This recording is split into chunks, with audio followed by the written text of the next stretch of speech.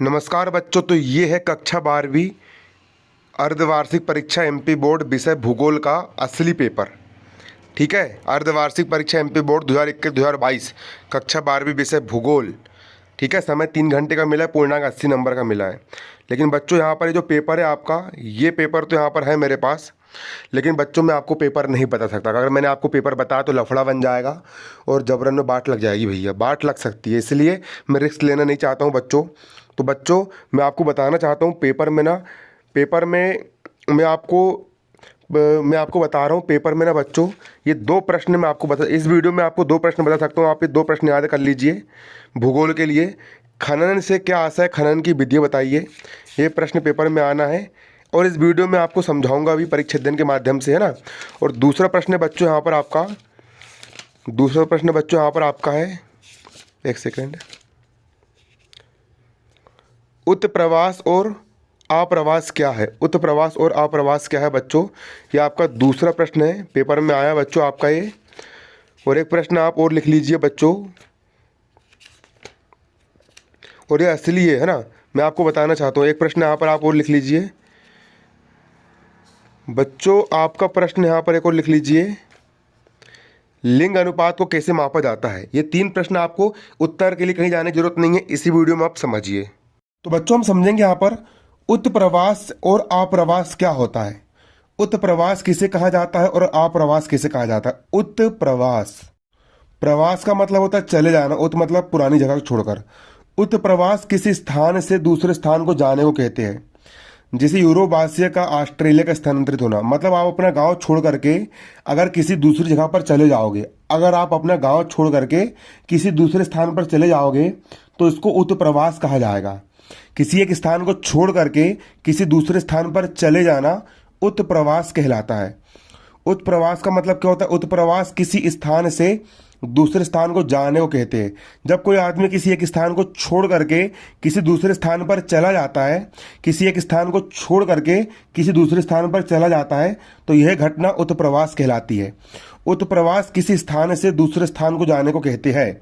ठीक है, जैसे यूरोपवासी का ऑस्ट्रेलिया को स्थानांतरित होना, यूरोप के लोग कहाँ चले गए? ऑस्ट्रेलिया चले गए, तो उसको कहेंगे उत्प्रवास।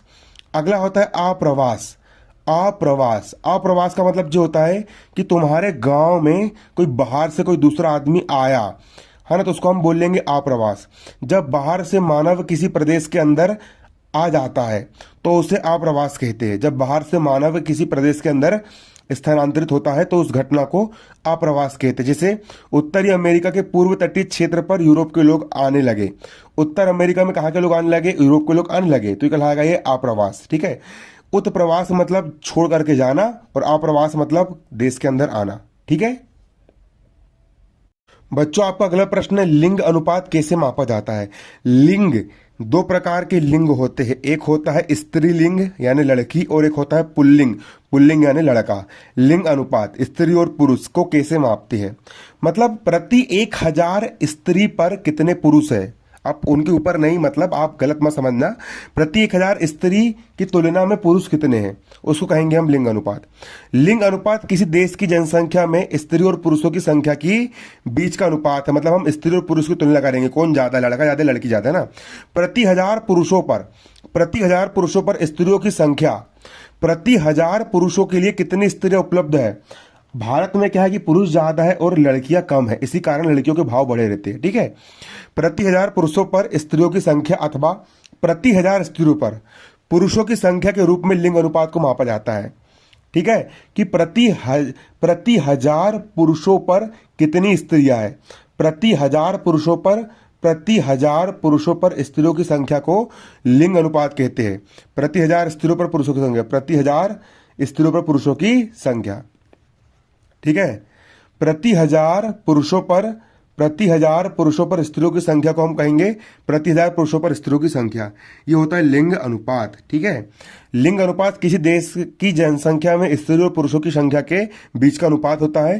प्रति 1000 पुरुषों पर स्त्रियों की संख्या अथवा प्रति 1000 स्त्रियों पर पुरुषों की संख्या के रूप में लिंग अनुपात को मापा जाता है, कि प्रति 1000 पुरुष पर कितनी स्त्रियां हैं या प्रति 1000 स्त्री पर कितने पुरुष हैं। इसको मापने के लिए 2 सूत्र होते हैं, आप इन सूत्रों को याद कर लीजिएगा। बच्चों यहाँ पर आपका अगला क्वेश्चन है, खनन से क्या आशा है, खनन, खनन का मतलब होता है खुदाई करना, खुदाई करना। खनन का मतलब होता है खुदाई करना। खनन से क्या आशा है, खनन की विधि बताइए। खनन, जब हम जमीन को खोद करके उससे तेल निकालते हैं, है ना, खोद करके हम खुदाई करके तेल निकालते हैं, आप समझते हो खुदाई करके तेल निकलता है ना, ठीक है। खुदाई करके जब हम तेल निकालते हैं, है ना, मतलब जमीन से हम खुदाई करके हम कोयला निकालते हैं, जमीन की खुदाई करके हम पेट्रोल निकालते हैं ना, तो उसको हम खनन कहेंगे। भूगर्भ को खोदकर खनिजों को निकालने की क्रिया, भूगर्भ यानी जमीन का गर्भ यानी पेट को खोदकर खनिज को निकालने की क्रिया को खनन कहते हैं। खनिज प्राकृतिक रासायनिक तत्वों के यौगिक होते हैं, जितने भी खनिज होते हैं वो प्राकृतिक रासायनिक तत्वों के यौगिक होते हैं, मुख्यतः अजैविक क्रियाओं से बनते हैं, है ना। ये खनिज होते हैं, जैसे कोयला हो गया, पेट्रोल हो गया, सोना चांदी, सब खनिज में आते हैं, ठीक है। अब खनन की विधियां, खनन कितने प्रकार का होता है। सामान्यतः खनन के लिए दो विधियां अपनाई जाती है। खनन की दो विधि होती है बच्चों, पहला होती है धरातली खनन विधि और दूसरा होता है भूमिगत खनन विधि। अब यहाँ पर आप समझ लीजिए धरातली खनन विधि किसे कहेंगे। धरातली मतलब जमीन को ऊपर ऊपर से खोदना ना। खनन की इस विधि को विवृत खनन भी कहा जाता है। इस विधि के को उन खनिजों को खनन के लिए प्रयोग करते हैं जो धरातल के निकट ही कम गहराई पर पाए जाते हैं। मतलब अपन ने जमीन में थोड़ा बहुत गड्ढा खोदा और थोड़ा बहुत गड्ढा खोद के अपन को वो मिल गया, ठीक है। ये सबसे सस्ती विधि होती है क्योंकि इस विधि में सुरक्षात्मक उपायों पर ज़्यादा पैसा खर्च नहीं होता है, ठीक है, एवं उत्पाद शीघ्र अधिक प्राप्त हो जाता है, ज़्यादा अंदर खुदाई नहीं करना पड़ता है। अगला होता है बच्चों भूमिगत खनन विधि। इस भूमिगत खनन विधि के लिए बच्चों जमीन के अंदर घुसना पड़ता है और जमीन के अंदर घुस करके खुदाई करना पड़ता है। इस विधि का दूसरा नाम कूप की खनन विधि भी है। विकल्प में आ सकता है बच्चों आपको कूप की खनन विधि किसे कहते हैं, तो भूमिगत खनन विधि को ही कूप की खनन विधि कहा जाता है। जब खनिज धरातल के नीचे बहुत ज्यादा गहराई में होता है तब इस कूप की खनन विधि का उपयोग करते हैं। इस विधि में लंबवत कूपक मतलब कुआं खोदा जाता है और कुआं खोद करके जमीन के अंदर जा घुसा जाता है और घुस करके फिर खुदाई की जाती है। इन मार्गों से होकर खनिज का निष्कर्षण एवं परिवहन धरातल तक करते हैं, फिर कुआं के जरिए एक रस्सी बांध के नीचे उतरते हैं, फिर जमीन के अंदर खुदाई करते हैं, फिर रस्सी बांध करके खनिज को ऊपर लेकर के आते हैं। इसमें आवागमन के लिए बेधक माल ढोने के लिए गाड़ियां एवं वायु संचार के लिए पूरी हवा ऑक्सीजन सिलेंडर ले जाना पड़ता है।